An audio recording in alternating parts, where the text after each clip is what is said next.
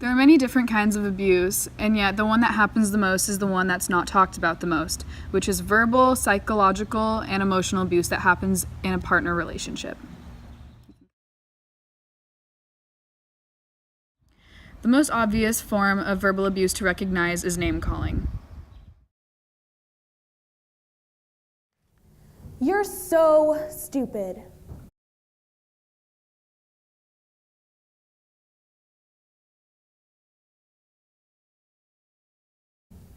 You're lucky you have me. Nobody else would ever want you. Oh, shut up. Don't give me that look. You don't know how good you have it. You suck at that. You're never going to amount to anything.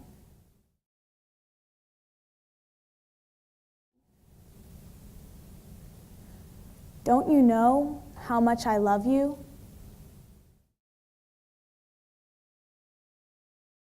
Name-calling is a part of verbal abuse because it's very secretive, and over time it can grow to be more intense.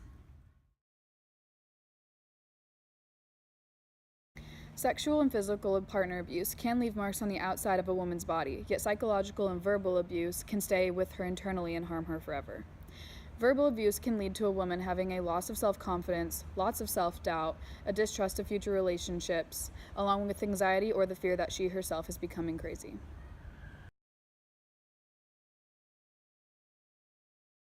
Many women are unaware of the abuse that is happening to them, oftentimes missing the red flags. These flags are dangerous as sometimes they can often turn into more, which leads to violence.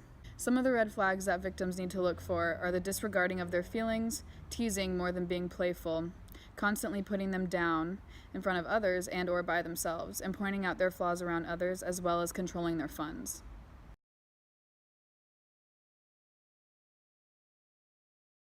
This abuse that men exert towards women can be traced back to childhood, where girls are taught to be less direct and expressive in their aggression, and boys are judged more positively off of their physical aggression. So when the boys grow into men, they're more likely to use this aggression to reassert the control over a situation, whereas the girl is expected to experience a loss of control. Due to this upbringing, patriarchal societies have learned to place men at higher values than women, expecting them to dominate in family life and in their interpersonal relationships, which then affects the shifts in power, giving the men the power in their relationships. You can recognize the signs of a man becoming abusive due to some of his personality traits. Anger and hostility, depression, self-esteem and dependency, and attachment issues. When I first met my husband, I think I was a really strong, independent, self-assured person. And those very things that drew him to me were the things that he seemed to systematically snuff out. I tore my partner down in order to feel strong, to feel powerful. Little by little, bit by bit, I think I lost myself in the relationship, that I felt at times that I was going crazy. I constantly felt it was my fault. It was me, the one that was making him like that. But it wasn't me, it was him. I thought that, why couldn't I, what was it that I needed to do in order to make this work? What was I doing wrong? If only I tried a little bit more. In a recent study published by the Applied Journal of Psychology, 96 women and 67 men were put into situations that may have caused conflict in a relationship. The results showed that anger mediated the relationship between dependency and the intention to use aggression only in men and not in women. In study 2, 95 women and 65 men wrote about personal conflict situations they'd experienced with a partner where loyalty, dependency, and guilt were measured. Results revealed that dependency predicted loyalty around women, which was mediated by guilt.